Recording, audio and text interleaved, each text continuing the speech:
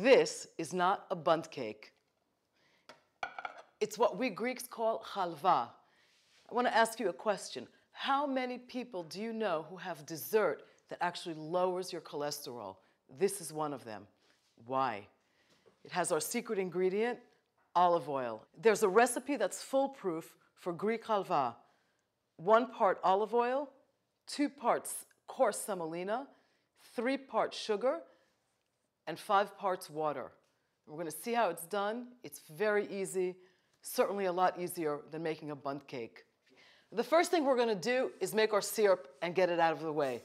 3 cups of sugar, 5 cups of water, some cinnamon, a little bit of lemon, a bit of the zest. I let it boil just about 2 or 3 minutes. It has to be a very loose syrup. I just want to toast my pine nuts and my pistachios. These are Greek pistachios from the island of Aegina. I always use a nonstick pan for this. Keep an eye on this. We don't want to burn them. We just want to toast them. It'll take about 3 or 4 minutes. And don't forget, the pan stays hot after we turn the heat off. So we want to remove it as quickly as possible, both from the heat and from the pan. Now it's halva time. I'm going to heat my olive oil, add my semolina, and then my sugar syrup. But we're going to see exactly how that's done. I'm using a PDO extra virgin olive oil from Sitia, Crete.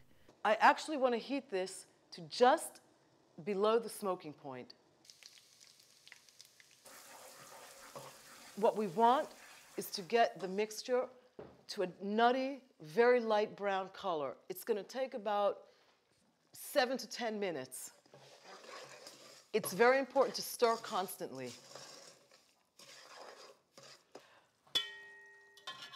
We're ready to pour in our syrup. I'm going to take this off the flame for just a second because this part is a little bit tricky and can be a little bit dangerous.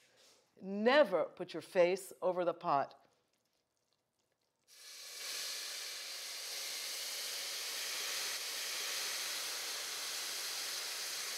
This takes about 10 minutes, 12 minutes. We'll know when it's ready, and I'll show you. The stirring doesn't stop. We know it's almost ready when the bubbles on the surface are big pothole-sized bubbles. The olive oil is what makes this a cholesterol-lowering dessert. But the nuts and the dried fruits add their own special nutritional aspects, a lot of antioxidants.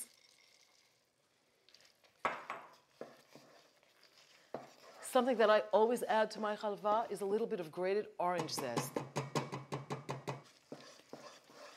This takes about 20 to 25 minutes. We know when it's ready, and I'll show you. The halva peels away from the sides of the pot. But remember, don't stop stirring. I'm just going to press this down a little bit with the spoon. We have to let this cool. Then we unmold it. And what we get is this. I'm just going to sprinkle a little bit of cinnamon for garnish. I could also sprinkle some pistachios. I'm going to cut a wedge to show you what it looks like. And I'm going to sit down and enjoy this with a great cup of coffee.